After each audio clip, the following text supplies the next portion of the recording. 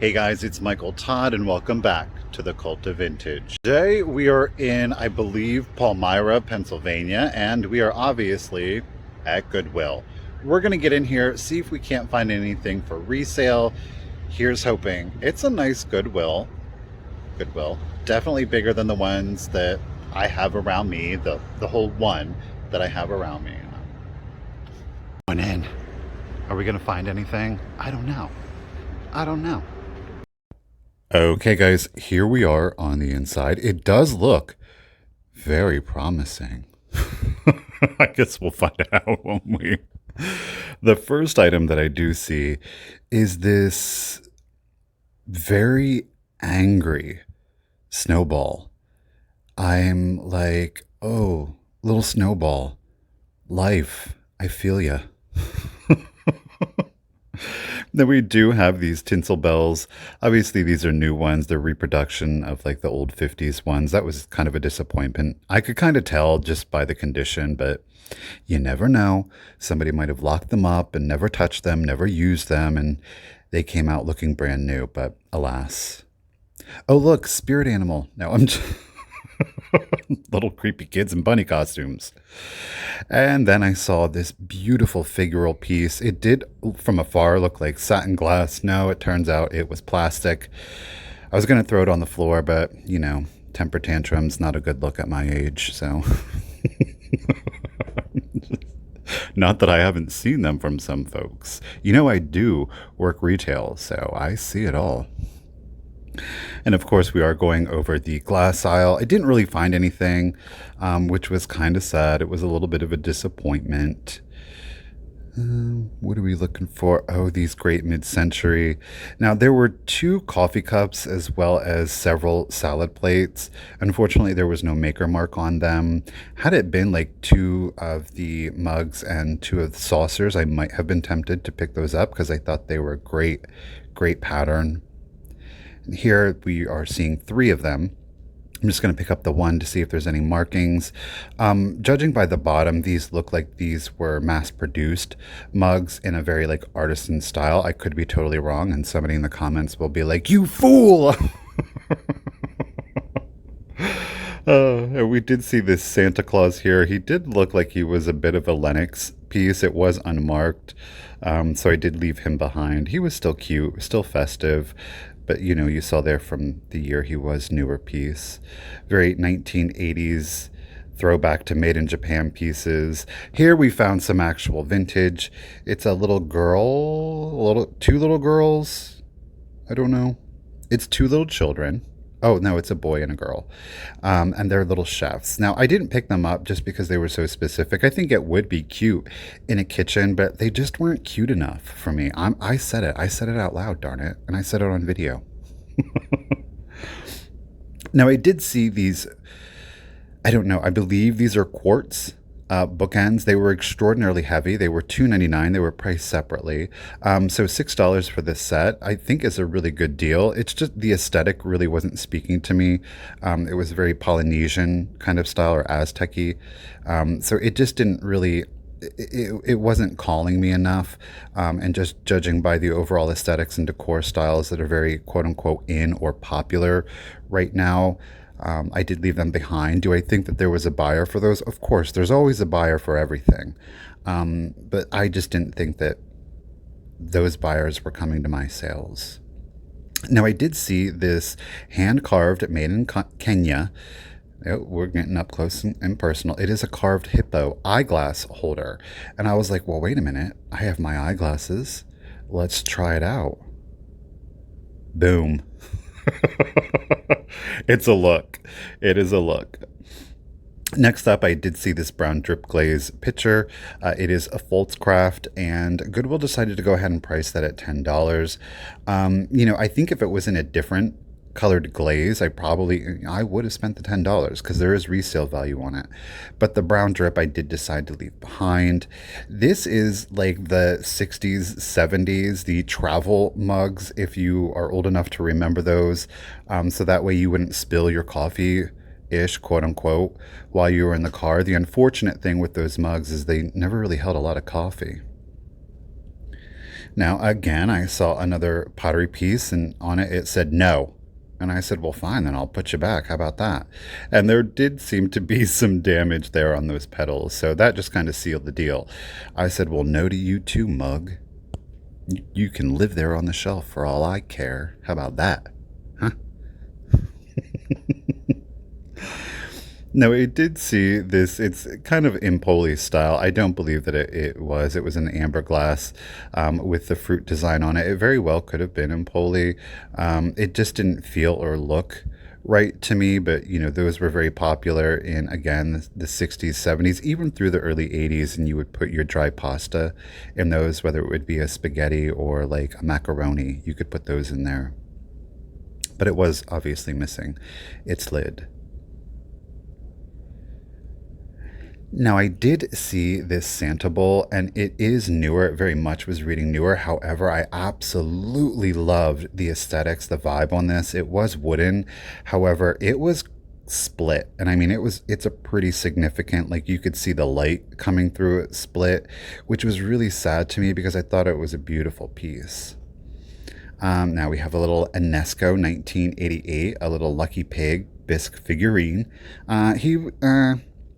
I just wasn't feeling it. Like I said, this was a crazy day for me. I definitely started picking up things that I normally wouldn't necessarily be attracted to, but hey, we just went with it. Now, I did see this Astronix. It's kind of like a knockoff of the Smurfs back in their heyday. It is 1983. Star Power, what? There probably is some good resale value on that, especially at 99 cents. But again, it really isn't necessarily the market that I sell to, at least anymore. I was very tempted by it. And I did see the Pink Palace here. It looked to be like a ceramic figural piece, so you could set that up in your holiday displays or year round. Great for spring. And I did see, of course, these very Art Deco. These were painted and fired on the paint. They were priced at $1.99. I will say I regret this because it was like an orangish red, and I think those would have been great in a fall or Halloween display. But like I said, I did think I lost my mind here. I'm not entirely sure that I've found it since recording this video, but we're moving on in life, day by day. We're doing the best we can, don't we all? Some better than others, of course, but no shade, just the tea, folks. Just the tea. It is what it is. Passion Isle, what? It was not very passionate today. It didn't really stoke any fire in me. I got to admit it. The red color was there, but just wasn't doing it for me, folks. Nope. Did see that Santa tin. He was very new. Again, just looking at the condition of the piece. Still cute, still good if you are out looking for like that vintage vibe and you're kind of shopping on a budget. And I don't think there's anything wrong mixing vintage with new. Sure don't. And here's proof positive that I have lost my mind. It was this very large paper mache doll. I was kind of going back and forth on, was this mass produced? Was this handmade? The finishing on the bottom that I'll show you here in just a second, it seemed very professional, like it was mass produced. You know what? Her face was just absolutely adorable, and we're gonna get a very, very close up. Hello. Now, who remembers these? I had a moment. Yes, I did. I got lost in the moment. Sure did. Let it go, Michael. Let it go. Let it go. Let it go. How cute is this little face? Adorable. And look what they did to him. What is this monstrosity? You're not cute. I'm sorry. I couldn't even be bothered. I just left you there creeping, lurking, staring. Like I said, I don't know that I have found my mind since being in this Goodwill, but, it is what it is. Ooh, I'm passing over something I get very excited about later on. Again, this is just proof that you have to go back at least twice over the aisles. Something in retail that, some places do teach is that a consumer typically only sees about 30% because our brains, our eyes to the brain, can only process so much information. So you definitely need to go back 2 or 3 times, especially if you were a reseller. You just never know what your brain just did not process. You could look at it, see it, and it just doesn't get processed. So you just never know, folks. You never know. Now, this is again an unusual video. I did see these Odyssey Toys. It is the Lewis and Clark Expedition. So, of course, Lewis and Clark are both in there, as well as Sacagawea. I was like, these are really unusual. They look to be high quality, and I did run a comp on them. They go for like $90. So for $3.99, I sure did pick it up. Now, I did see, going back through this set of little Venetian wine glasses. I call it Venetian. Some people would call it Bohemian. These were newer, hence why I do call them Venetian. But it is the little enameled. I didn't really, they weren't super special, so I did leave them. Now, this is from a department store called Boscov's. It's a regional department store. The packaging looked very vintage. There was no barcode on it. It said that it was an electronic chirping ornament from Imperial, made in Taiwan. I thought, you know what? The oddity of all of this, the strangeness of all of this. Look, I'm paying the same amount you would have paid back in the day. And then I found this gorgeous, this is yellow depression glass. It is federal depression glass. It is a beautiful little biscuit jar. It's only $3.99, or cookie jar if you would prefer. At $3.99, I sure did. This is just a weird, weird day. I'm like, who are you? I don't know. Now, I did see this fantastic little artisan piece of pottery. I love the shape. I love the color play. And we will get, it is Dunbar. It is from 1989. Again, it is an artisan piece. It is vintage. I loved the unusual shape of it. Again, color choice. I love the crudeness of it. However, it is artisan quality. So I did go ahead and pick this up. And yet, another really weird pick for me. I enjoyed this little sugar skull. It very much was like a Cancun kind of souvenir piece, but in blacklight, it would look great with your uranium glass, especially for Halloween. Why are we getting so up close with everything? Speaking of, and then I was like, y'all, what is this? Are these eyelashes? What is going on here in Goodwill? I decided I'm going to throw it. No, I don't. I just set it back down. I lost my mind. I actually put this hat on in Goodwill. I did. And I'm working. Do I like it? Do I like it? Figure it out, Michael. Ooh, oh, the stare. This is the piece that I got super excited about.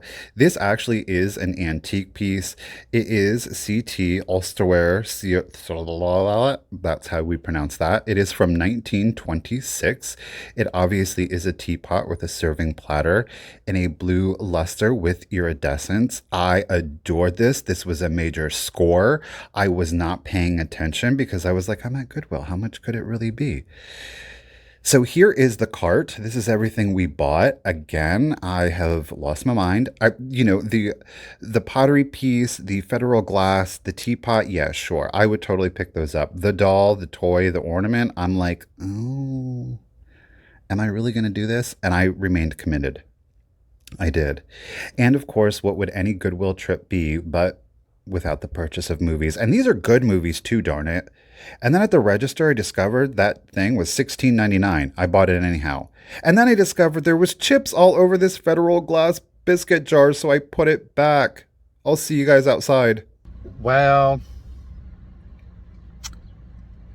I decided to put the paper mache girl back because the head, I don't know if I did it or if it just happened to, but it became extremely loose. Like when I went to take it out of the cart and put it, it about fell off. So I was like, I felt really bad because I don't know if it was mass produced or if it was handcrafted. I mean, I think it was handcrafted, judging by the material that we could see underneath. So that did break my heart a little bit because she had such a sweet face and those eyes were just saying, "Don't leave me here." And even more disappointing was the federal glass. Um, there were too many chips on it for me to warrant really picking it up. There was some, had that not been there, 50 to 60 bucks. Um, but it is what it is. Today was definitely a weird one. I was attracted to some odd things, and that's okay. I mean, it is the cult of vintage, so I guess we're going to keep it weird. I was a little shocked. I thought that